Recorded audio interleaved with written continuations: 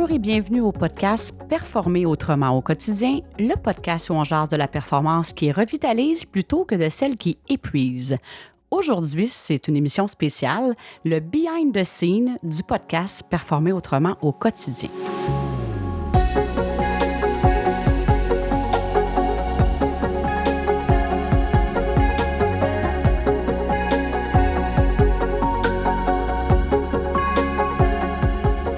J'ai vraiment l'honneur d'être en compagnie de ma collaboratrice Karine, que vous connaissez maintenant. Puis on va vraiment là, échanger ensemble sur comment on a vécu l'expérience du podcast depuis bientôt 1 an. Puis en fait, on s'est mis un petit peu dans la peau des auditeurs de dire quelles questions qu'ils aimeraient ça se poser. On avait le goût de vous partager ça. Puis ça va aussi dans l'essence de performer autrement, bien sûr. Alors, avant de commencer, puis de demander à Karine comment elle va, je voulais vous remercier, les auditeurs qui nous suivent justement depuis bientôt 1 an. Merci à tous ceux qui commentent le podcast. J'ai eu vraiment des beaux commentaires. Super podcast. Il y a des gens qui ont aimé des entrevues plus en particulier et plusieurs personnes qui ont repartagé. Alors, je pense à Cédric, Elisabeth, Marco, José. Merci de repartager les épisodes du podcast. Comme je le dis toujours, c'est une façon de le faire rayonner. Et les gens qui pourraient vous sentir, qui pourraient trouver ça bénéfique, c'est vraiment une belle façon de le faire rayonner partout à travers le monde. Alors, ça me remplit de joie, mais ça peut aussi amener de la joie dans la vie de d'autres personnes aussi. Alors, Karine, comment ça va? Ça va super bien. J'ai-tu oublié de me nommer, moi, comme quoi j'étais Hélène Sagignac, animatrice du podcast? Écoute, je pense que si vous nous écoutez puis vous êtes curieux du behind the scene, je pense que les gens te connaissent, ma chère Hélène. Ouais. Alors, le behind the scene, l'arrière-scène du podcast, on est un peu hors sujet. Ce qu'on va vous apprendre ou de quoi on va jaser aujourd'hui, c'est vraiment comment ça marche. Parce qu'il y en a qui font comme, un podcast, c'est quoi? Premièrement, il y en a qui ne savent pas ce que c'est. C'est vrai. Puis deuxièmement, on en a eu, entre autres, il y a David Saint-Germain qui dit, j'aimerais ça, moi, me partir un podcast, qui était curieux de savoir comment ça marche, puis on l'a reçu comme invité, fait qu'il a vu comment ça se passait. Mais pour ceux qui viennent pas nous voir en studio ou qui n'ont pas été invités au podcast, je pense que ça va être le fun qu'on leur jase de comment on fait ça. Oui, ça nous tentait d'aller un petit peu plus en profondeur là-dessus. Puis avant d'aller plus loin, Karine, je voulais te remercier parce que sincèrement, là, ce podcast-là, il y a Charles Thompson-Leduc aussi, il y a différentes personnes qui ont été impliquées, mais je pense que ça n'aurait pas été possible parce que pour moi, là, d'avoir la chance d'avoir une interaction qui s'est faite aussi naturellement avec toi versus me dire, là, là, tu vas être une demi-heure parce que c'était ça au début, le podcast, là, genre, tu vas faire des épisodes de 20, 25 minutes, 30 minutes. Là, moi, parler tout seul, sans interaction, là, c'était vraiment quelque chose qui était vraiment déstabilisant pour moi. Là, j'étais comme... Alors, je me disais, bon, là, si je veux pas aller trop dans l'effort, là, question de vouloir performer en me disant, oui, tu devrais être capable. Je dis, qu'est-ce qui est fluide pour moi? C'est qu'il y a une interaction.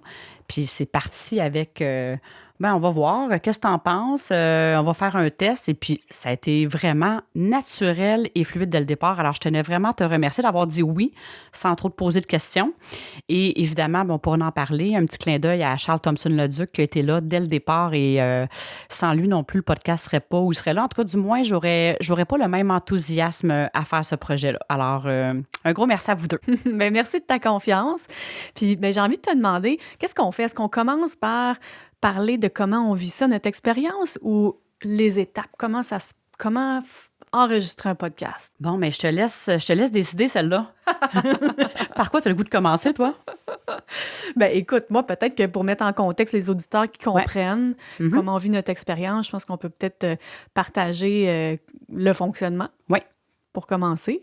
Veux-tu y aller? En fait, là, Karine, j'aurais le goût de dire, dans notre complicité qu'on a, il y a vraiment, dans le fond, on échange les questions ensemble, mais tout le côté là, fonctionnel, tu as vraiment joué un gros rôle là-dedans. Alors, tu pourrais peut-être un peu partager comment ça se passe.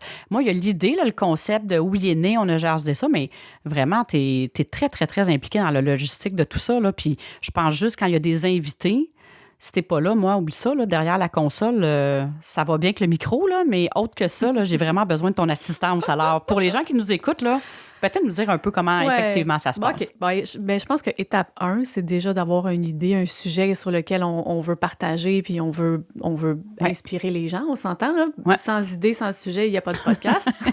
Ça, là-dessus, ça va bien. Oui. Ouais. Après ça, les gens demandent, OK, ça prend-tu toute une console, un kit, un équipement? Honnêtement, nous, le logiciel avec lequel on enregistre est un logiciel gratuit, le logiciel Audacity. Et après ça, c'est sûr que c'est important d'avoir des micros de bonne qualité pour avoir un son qui est intéressant. Là, en même temps, c'est même pas obligatoire parce que des fois, on fait des podcasts avec des gens en entrevue à travers Zoom et eux, ils enregistrent de leur côté le son sur leur cellulaire carrément. Fait que le son n'est peut-être pas aussi optimal que celui qu'on a en studio, mais c'est juste pour dire que c'est pas obligatoire d'investir dans du gros équipement. Puis encore là, les micros qu'on utilise, nous, c'est peut-être une centaine de dollars là, que ça coûte. Donc, c'est pas la fin du monde. Fait que ça serait faux de croire qu'il faut investir des milliers de dollars. T'sais, nous, on est chanceux, on est dans un studio, le son est bon, on a des panneaux acoustiques sur les murs aussi. Fait que oui, c'est sûr que quand la qualité sonore est meilleure, ça peut être plus intéressant pour l'oreille d'écouter les podcasts. Parce que c'est ça, le logiciel Audacity va faire en sorte que, puis quand il y a des invités, on fait des zooms, fait qu'il il y a comme des backups, j'ai bien compris, dans le fond, il y a comme des backups de voix, puis les voix sont séparées. Il y a quand même des petits éléments techniques que Charles nous a bien pistés là-dessus pour faire en sorte que la qualité du son soit là et que si jamais il y a un bug dans le logiciel ou quoi que ce soit, on a une deuxième piste pour pouvoir récupérer l'enregistrement. Oui. Fait que l'équipement, ensuite le setup, l'idée. Mais après ça, je dirais que là où on est chanceuse, on est assisté, Hélène, toi, tu as comme collaborateur Charles Thompson-Leduc, parce que c'est sûr qu'il y a une étape, on va dire, de montage audio. Où est-ce que, vous entendez, on a une petite musique qui part au début, à la fin, l'ajustement, la calibration du son, ça, c'est pas nous qui s'occupent de ça, c'est Charles. Et dès le départ, c'est lui qui nous a assistés, qui nous a aidés à partir le projet. Puis c'est sûr qu'on était très en confiance. Il était en Zoom avec nous pour tous les enregistrements. Puis après une dizaine d'épisodes, là, on s'est dit, parfait, on n'a plus besoin qu'il soit avec nous. On est capable d'enregistrer. Mais c'est quand même lui qui fait les montages puis qui diffuse sur les différentes plateformes, les dizaines de plateformes. Mais je suis certaine que quelqu'un qui va être autonome le faire soi-même en ayant un bon coaching, peut-être avec Charles ou quelqu'un d'autre. Mais Charles avait l'ouverture de dire, tu sais, des fois, tu peux avoir quelqu'un qui va dire, c'est ça le programme, mais Charles, il s'ajuste avec qu'est-ce qu'on veut, puis il nous avait même ouvert la porte en disant, si vous voulez faire le montage, tout ça, je vais vous coacher comment le faire. Puis on a fait le choix pour rester dans nos zones d'excellence respectives, bien sûr, que c'est peut-être plus facile pour lui, puis que c'était plus fluide de le faire de cette façon-là, mais ça peut se faire de différentes façons, là. Puis sinon, c'est sûr qu'après, le podcast, une fois qu'il est diffusé, si vous êtes sur les réseaux sociaux et tout, c'est chacun, vous pouvez le faire rayonner comme vous voulez si vous voulez que les gens l'écoutent, évidemment. Mm-hmm. Nous, on a fait vraiment le choix d'être sur beaucoup, beaucoup de plateformes de podcasts pour laisser la liberté aux gens de dire, s'ils sont habitués, eux autres, sur Spotify, ils peuvent l'écouter sur Spotify. S'ils sont habitués avec telle plateforme, ils ont le choix parce qu'on est pratiquement partout. Mais tu sais, grosso modo, c'est un peu ça, les étapes. Et le fonctionnement de l'enregistrement de podcast, c'est rien de compliqué, mais c'est drôle parce que quand on a des invités, c'est pas rare qu'ils sont quand même nerveux avant de commencer. Oui, tout à fait. Ils sont tout relax, puis quand on leur dit « OK, on commence à enregistrer », ils deviennent un peu nerveux. Ouais. Mais au fond, un podcast, c'est une discussion. Puis la seule chose, c'est qu'on enregistre nos voix, puis après ça, les gens vont l'écouter, mais... c'est ça. On était stressés au début, nous autres aussi, quand même, hein? Ben oui, effectivement. Là, moi, j'étais stressée sur l'aspect, pas tant la structure, mais j'avais vraiment aussi l'impression que je me dévoilais. Là, je me sentais, je vais le dire comme ça, là, toute nue en me disant, OK, là, je me positionne vraiment dans Performer autrement. Ça faisait déjà quelques années que j'expérimentais ça, mais je pense qu'il y a même eu une expansion à ce niveau-là, une certaine libération du jugement en me disant, c'est ça mon positionnement, voici qui je suis, et c'est beaucoup moins compliqué et moins lourd d'être qui on n'est, pas de masque. Là. J'ai fait un épisode sur les masques. Ça vient avec le fait que ça se peut que ça ne plaise pas à tout le monde. Et c'est bien correct aussi. Mais en même temps, les gens qui nous suivent, on voit que l'audience ne fait qu'augmenter. Puis je vois les commentaires qu'il y a à travers ça. Fait que je me dis, à quelque part, ça à certaines personnes, justement, c'est là, ça parle, ça résonne aux gens. Et je ne sais pas l'expansion puis le rayonnement de ça, mais je sais qu'il est en hausse. Puis moi, je me sens bien en le faisant. Puis c'est une belle expérience de dire, ben voici, quand on est qui on est, ben on a tout quelque chose d'unique à offrir. Puis là, je sens vraiment que j'ai l'opportunité de faire ça dans le podcast. Fait que je me dis, pour n'importe qui, oui, le côté logistique, le côté structure technologique qui est quand même accessible. On a juste besoin de parler avec quelqu'un comme Charles, puis il y a différentes personnes qui assistent pour le podcasting. Tu sais, c'est accessible. C'est pas d'une complexité. Puis nous autres, on a fait le choix aussi que les épisodes, c'était intégral, en ce sens que oui, il y a un petit montage de musique au début, mais après ça, c'est ce que c'est. Puis il n'y a pas vraiment de coupure. Je pense que c'est arrivé une fois qu'on a coupé parce qu'il y avait eu un bug technique en plein milieu de l'épisode, mais sinon, là, on le fait. Puis un montage passe à la fin peut-être aussi, là. Bien, c'est ça. Il y a toujours un début audio puis une sortie avec le thème du podcast, finalement. C'est notre musique thème. Ça, je m'étais fait du fun à la choisir. Et ça m'avait pris une fin de semaine à la choisir, là. Je me souviens plus. Je me demande le site, c'est pas Envento, c'est là. Audio Jungle. Audio Jungle. Fait que là, tu peux vraiment, là, il y a des choix, des milliers de choix. Évidemment, pourquoi aller là puis d'acheter la musique, c'est pour honorer les créateurs de la musique, là, pour que quand la musique qui est là, elle est libre de droit. Mais je me suis fait vraiment du fun. Puis là, j'avais le goût de partager ça. Hein. Tu te souviens-tu, au début, je voulais parler de ça, là, que c'était un mix de 2 chansons de Coldplay. Puis là, je voulais mettre ça dans l'intro. Là, m'avait dit, hey, là, tu vas perdre le monde. Mais là, j'ai le goût de le dire. Là. Quand j'ai écouté le choix, c'est vraiment un mix de 2 chansons. Je pense que c'était comme Army of One puis True Love de Coldplay. Ça me faisait vraiment penser à ces 2 chansons-là. Puis là, c'est un groupe que j'affectionne particulièrement.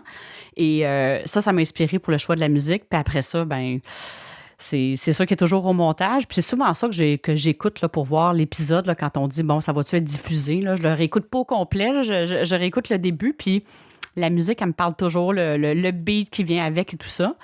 Fait que je pense que c'est un peu ça. Hein. Dans le fond, on est parti, on choisit les thématiques. Après, je me suis laissée inspirer par des invités.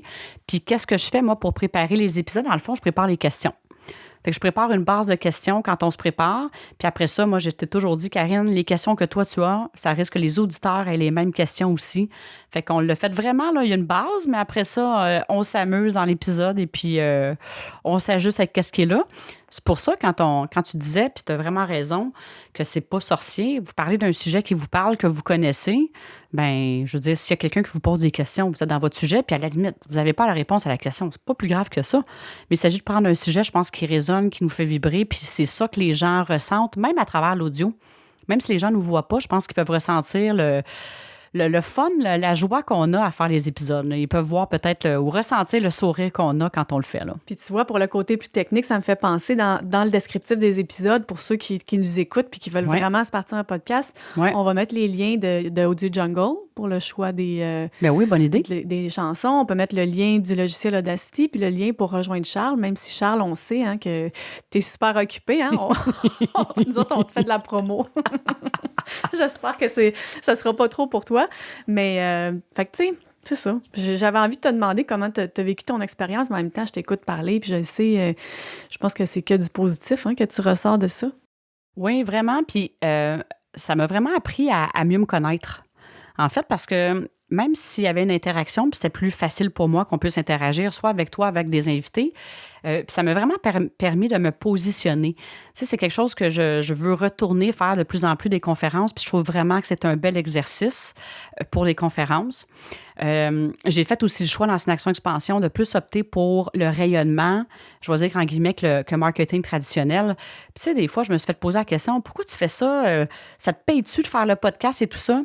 Bien, pour moi, le podcast, c'est une façon de faire rayonner qui je suis, mais qui je suis, c'est qu'est-ce que je fais dans une action expansion. Donc, pour moi, c'est ça du rayonnement. C'est une belle façon de faire rayonner. Et ça l'a amené beaucoup, ce que je me suis rendu compte, j'ai fait des découvertes de personnes que je connaissais pas tant et c'était vraiment des moments que j'ai eu des entrevues cœur à cœur avec les gens. J'ai vraiment apprécié ça. Des fois, j'avais des frissons. Là, en fait, avec la plupart des invités, j'ai toujours des moments dans l'épisode que j'ai des frissons. Ça m'a permis de reprendre contact avec des gens avec qui j'avais pas parlé depuis une quinzaine d'années. C'est humainement parlant aussi, cette expérience-là a été vraiment un wow. Ça m'a fait sortir de ma zone de confort à quelques reprises, mais comme je le dis toujours, on sort de la zone de confort, on se sent tellement bien. Et j'ai vu aussi les invités, me dire oui. la plupart des gens que j'ai invités, ils ont répondu oui spontanément. Puis effectivement, comme tu le disais en début d'épisode, il y avait un certain stress, mais la fierté qu'il y avait après qu'ils se sentaient bien de ce qu'ils avaient partagé, parce qu'évidemment, on choisissait un sujet qui les inspirait, qui se trouvait vibrant pour eux. Puis je voyais leur sourire puis leur feeling. Ils étaient peut-être une fois un peu fatigués parce que ça... mais je sentais vraiment comme de la joie qui se disait « Hey, je suis sortie de ma zone de confort, mais je suis contente de l'avoir faite. » Fait que ça, j'étais contente de voir ça. Puis... je pense que pour ceux qui... Puis il faudrait qu'on réécoute. Tu l'as dit tantôt, là, on en a parlé, je ne sais pas si c'était pendant l'épisode ou juste avant, de réécouter les premiers épisodes. Moi, je pense qu'il y a une différence dans la fluidité, dans la...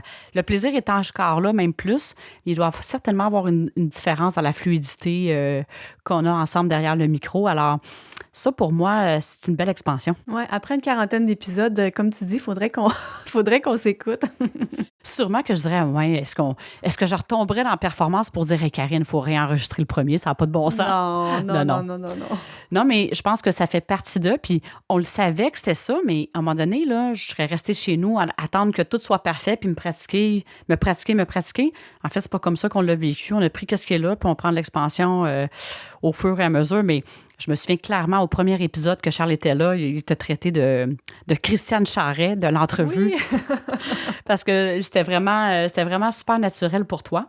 Mais ouais, l'expérience, je dirais qu'il n'y a pas eu grand élément de déstabilisant. Au contraire, là, on a parlé de l'équation de la puissance dans un épisode là, pas si longtemps, puis je trouve que ça l'amène une solidité. Ça l'amène une solidité dans la façon de partager.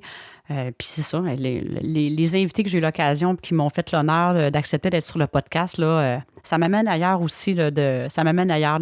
Tous les échanges que j'ai eus avec eux, ça m'amène ailleurs. Fait que c'est vraiment wow. Mais j'aime vraiment que tu dises aussi que tu le vois en même temps. C'est une super bonne pratique pour justement faire des conférences, ces choses-là.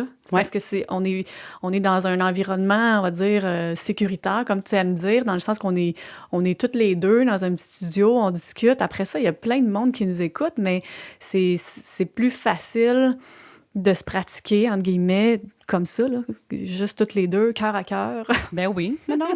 Non, exactement. Puis toi, si je te demandais à l'inverse, comment tu as vécu ton expérience? Ben, je te dirais que moi aussi, je suis sortie de ma zone de confort parce que je pars du début où est-ce que là, tu me parlais de l'idée de faire un podcast. Bon, on était en communication avec Charles, Ouais. c'est la même personne. Puis là, ben, c'était le COVID, il y avait des mesures sanitaires, on pensait se déplacer chez lui à Montréal, mais là, on pouvait pas, on repoussait le projet parce que on n'avait pas le droit d'être Les mesures sanitaires, à cause des mesures sanitaires. Puis là, je t'ai dit, ben écoute, j'en ai un studio, mais même moi, en disant, j'étais comme, moi, OK, si j'y propose ça, c'est parce que là, ça va se passer chez nous, puis il faut que je sache comment ça marche, mais j'avais jamais fait ça. Fait que je suis sortie de ma zone de confort, finalement, pour dire comme, OK, ça se fait. Puis juste le deuxième élément où je suis sortie de ma zone de confort, c'est vraiment, je me disais, moi, j'ai déjà écouté ma voix sur un petit radio, puis c'est pas agréable. Ou, tu sais, ma voix sur un message, une messagerie répondeur. J'étais comme, je suis pas sûre que je veux. Moi, dans ma tête, au début, c'est toi qui allais parler pendant une demi-heure, puis tu trouvais pas ça trop fluide. Fait que je me suis prêtée au jeu. Pour finalement faire comme c'est donc bien le fun, puis avec un bon équipement, justement, la voix, tu fais comme, Caroline, j'ai quasiment une belle voix. Fait que... On est tellement critiques envers nous-mêmes. Ouais. Tu sais, dans le fond, je devrais vraiment réécouter. Puis là, c'est peut-être une résistance inconsciente de ma part que j'ai pas réécouté aucun épisode, mais je vais le faire parce que longtemps, je voulais pas me réécouter. Tandis que là, je sens que je suis en ouverture de me réécouter, mais on est tellement critique envers soi, c'est incroyable. J'ai même des invités qui m'ont dit, ils m'ont partagé des affaires, des fois, leur réflexe de dire, ma respiration, je respire fort, il y a ci, il y a ça. Mais non, c'est ça. Je pense que les gens, mais bref, c'est un podcast dans l'authenticité. Alors que tout soit bien léché, tout parfait, c'est un autre style. C'est correct aussi, mais c'est pas le choix qu'on a fait que ça soit dans l'authenticité. Et ça, je pense que ça parle aux gens de dire, c'est pas stagé, là. C'est ce que c'est, puis... c'est vraiment la co-création en même temps, une co-création avec toi, puis en même temps avec chacun des invités. Puis un élément peut-être... je vais te laisser compléter sur ton expérience. Je ne sais pas s'il y a des choses que tu voulais ajouter. Je faisais... Tu sais, par rapport à ma sortie de zone de confort au début, là, je te dirais que c'est super facile et fluide, puis j'ai rien d'autre à dire, là. Je pense que ça se sent dans nos voix, dans nos échanges, que c'est du bonheur, on a du fun, puis c'est vraiment rien de compliqué, le podcast.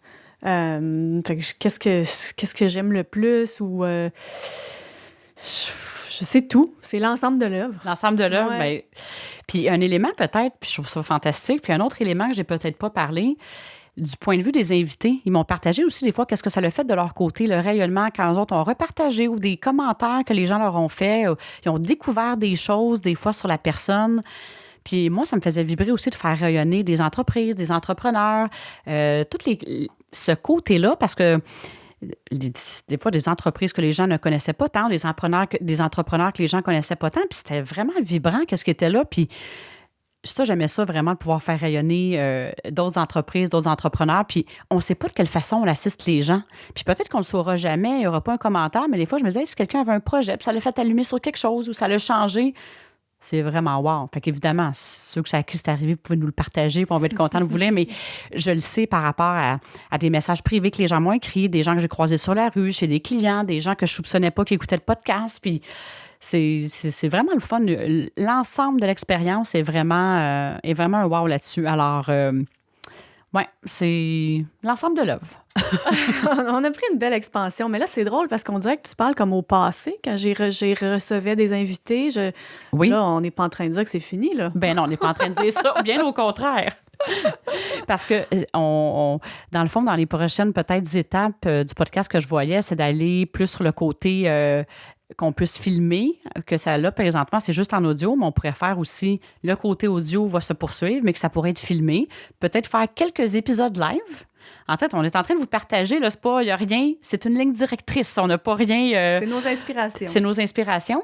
Et la prochaine étape pour sortir de ma zone de confort, c'est d'y aller en anglais. Mm-hmm. Parce que j'ai eu la chance de co-écrire un livre qui va sortir au mois de février 2022. Je ne sais pas trop encore qu'est-ce que j'ai le droit de dévoiler ou pas, là, mais ça va sortir le 22 février 2022. J'ai écrit un chapitre dans ce livre-là. Et c'est en anglais. C'est en anglais. Alors, évidemment, bien, puisque les services de l'entreprise et puis qu'est-ce que je fais, c'est aussi applicable dans toutes les langues. Là. Je vais me concentrer pour l'anglais pour commencer. Ça, c'est la prochaine expansion que je ressens. Fait que non, je parle au passé. C'est juste parce qu'on est en train de conclure, là, on est à la fin de l'année 2021 présentement, puis on est en train de planifier 2022, mais oui, ça va se poursuivre. L'expérience n'est pas terminée. J'ai bien hâte de continuer ça avec toi, puis j'espère que, en tout cas, on vous inspire à partir de votre propre podcast, si jamais c'est quelque chose qui vous intéresse. Bien, vous pouvez nous écrire, en fait. Hein? Ouais. Vous pouvez écrire à Charles, que c'est vraiment lui l'expert, mais vous pouvez nous écrire directement. Ça va nous faire plaisir d'aller plus en détail avec vous, là, parce que c'est quand même un des médias qui est en forte expansion, le podcast, parce que semble-t-il que les gens restent captifs plus longtemps sur un podcast que sur une vidéo. La raison est fort simple. On peut le faire en marchant, on peut le faire en conduisant, on peut l'écouter dans plein de contextes. D'ailleurs, ça serait le fun de vous entendre à savoir de quelle façon vous écoutez le podcast Performer autrement au quotidien. Est-ce que des moments spécifiques? Est-ce que c'est varié? Est-ce que c'est en faisant votre sauce à spaghetti? En prenant une marche? Peu importe. Mais ça serait le fun de vous entendre là-dessus. Oui, c'est vrai, de vous lire. Je pense que ça conclut notre épisode Behind the Scene. Ben oui. Alors, merci d'être avec nous. Puis, on est effectivement présente sur toutes les plateformes comme on le mentionnait. Et puis ça a été tellement facilement possible, étant donné quand on fait affaire à quelqu'un qui se connaît en podcast, j'ai même pas tous les noms, mais c'était d'une facilité, d'une fluidité pour lui de le faire. Et je pense que c'est ça qui a fait que le podcast est le fun, c'est qu'on est chacun resté dans notre zone où on a du plaisir et que c'est facile. Quand on rassemble ça ensemble, ça fait le tout qui... Je peux dire que c'est quand même une certaine facilité dans tout ça. Là. Une fois que les choses sont placées, puis ça s'est placé assez rapidement, c'est facile, c'est le fun. Puis moi, j'appelle ça, pour utiliser un autre anglicisme, show up and enjoy. C'est comme, tu prépares tout le studio le matin, je fais juste de m'asseoir, puis on part l'épisode. C'est vraiment magnifique. Alors, merci encore de ta présence, Karine. Et merci à tous les auditeurs qui nous écoutent d'un peu partout à travers le monde. Je pourrais partager, parce qu'à chaque fois, à chaque semaine, il y a des nouveaux pays qui s'ajoutent à la liste.